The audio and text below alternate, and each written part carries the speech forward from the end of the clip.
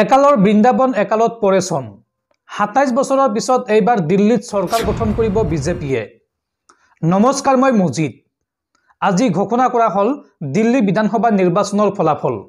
আজি পুৱাৰ পৰা দিল্লী বিধানসভা নিৰ্বাচনৰ ২৭খন আসনৰ ভোট গণনা আৰম্ভ হৈছিল আৰু ইতিমধ্যে প্ৰায় চূড়ান্ত পৰ্যায়ত উপনীত হৈছে এই ভোট গণনা। আৰু এইবাৰৰ নিৰ্বাচনত ধূলিসাৎ হৈ পৰিছে আম আদমি পাৰ্টি। সাহসীয় দলটো একেবাৰে ধূলিসাৎ হৈ পৰিছে দিল্লী বিধানসভা নিৰ্বাচনত। আৰু এই পৰ্যন্ত দিল্লী বিধানসভা নিৰ্বাচনত জয়লাভ কৰিছে বা অগ্ৰগতি লাভ কৰিছে বিজেপিয়ে ৪৮খন আসনত, অৰ্থাৎ একক সংখ্যাগৰিষ্ঠতা লাভ কৰিছে বিজেপি দলে। আৰু আম আদমি পাৰ্টিয়ে লাভ কৰিছে মাত্ৰ ২২খন আসন। আৰু এইখিনিতে মন কৰিব লাগিব যে আম আদমি পাৰ্টিৰ মুৰব্বী যিগৰাকী অৰবিন্দ কেজৰিৱাল, দিল্লীৰ প্ৰাক্তন মুখ্যমন্ত্ৰী, তেওঁ নিজেই এইবাৰ নিৰ্বাচনত পৰাজয় বৰণ কৰিছে। তেওঁ নিজে নিজৰ বিধায়ক পদ ধৰি ৰাখিব নোৱাৰিলে অৰবিন্দ কেজৰিৱালে। লগতে আপ চৰকাৰৰ উপ মুখ্যমন্ত্ৰী মনীষ সিসোদিয়াও পৰাজয় বৰণ কৰিবলগীয়া হৈছে। অৰবিন্দ কেজৰিৱাল ৩,০০০তকৈও অধিক ভোটত পৰাজয় বৰণ কৰিছে বা হাৰিছে, আৰু মনীষ সিসোদিয়া প্ৰায় ৬০০ ভোটত পৰাজয় হৈছে। আপোনালোকে এটা কথা মন কৰক যে এটা দলৰ প্ৰতি কিমান অনিশা আহিলে মুখ্যমন্ত্ৰী পদৰ প্ৰাৰ্থীকে ভোট নিদিয়ে ৰাইজে। গতিকে গণতন্ত্ৰত যে ৰাইজে ৰজা, সেই কথা পুনৰ প্ৰমাণিত হ'ল দিল্লী বিধানসভা নিৰ্বাচনত।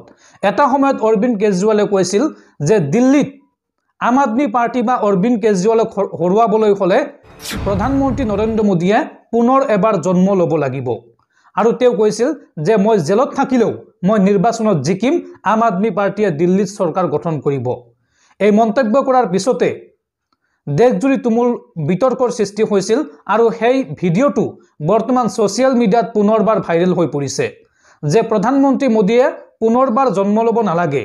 এই জন্মতে অৰবিন্দ কেজৰিৱালৰ লগতে সমগ্ৰ দলটোকে দিল্লী বিধানসভা নিৰ্বাচনত হৰুৱাই দেখুৱালে। গতিকে গণতন্ত্ৰত ইমান কনফিডেন্স দি কথা ক'ব নালাগে বা ইমান অহংকাৰ কৰিব নালাগে। গণতন্ত্ৰত যে ৰাইজে ৰজা, সেই কথা পুনৰ প্ৰমাণ হ'ল দিল্লী বিধানসভা নিৰ্বাচনত। আৰু দিল্লী বিধানসভা নিৰ্বাচনক লৈ আপোনাৰ মতামত কি, আপুনি কমেণ্ট বক্সত জনাব পাৰে।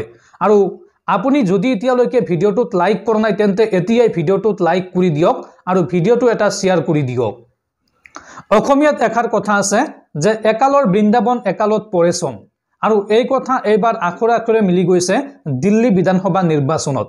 মন কৰক আপোনালোকে, আপৰ মুখ্যমন্ত্ৰী আছিলে দুবাৰকৈ, আৰু আম আদমি পাৰ্টিৰ মুৰব্বী যিগৰাকী এটা ৰাষ্ট্ৰীয় দলৰ মুৰব্বী অৰবিন্দ কেজৰিৱাল, তেওঁ এইবাৰ নিৰ্বাচনত পৰাজয় বৰণ কৰিবলগীয়া হৈছে। ইয়াতকৈ লজ্জাৰ কথা, লাজৰ কথা আৰু একো নাই। আৰু এইবাৰ ২৭ বছৰৰ পিছত বিজয় ধ্বজা উৰুৱাইছে বিজেপিয়ে এইবাৰ দিল্লীত চৰকাৰ গঠন কৰিব। দিল্লীৰ মসনদ দখল কৰিলে বিজেপিয়ে। এতিয়া লক্ষণীয় হ'ব বিজেপি দলৰ পৰা কোন হয় দিল্লীৰ পৰৱৰ্তী মুখ্যমন্ত্ৰী। তাৰ ওপৰত এতিয়া দেশৰ জনতাৰ লক্ষ্য বা চকু।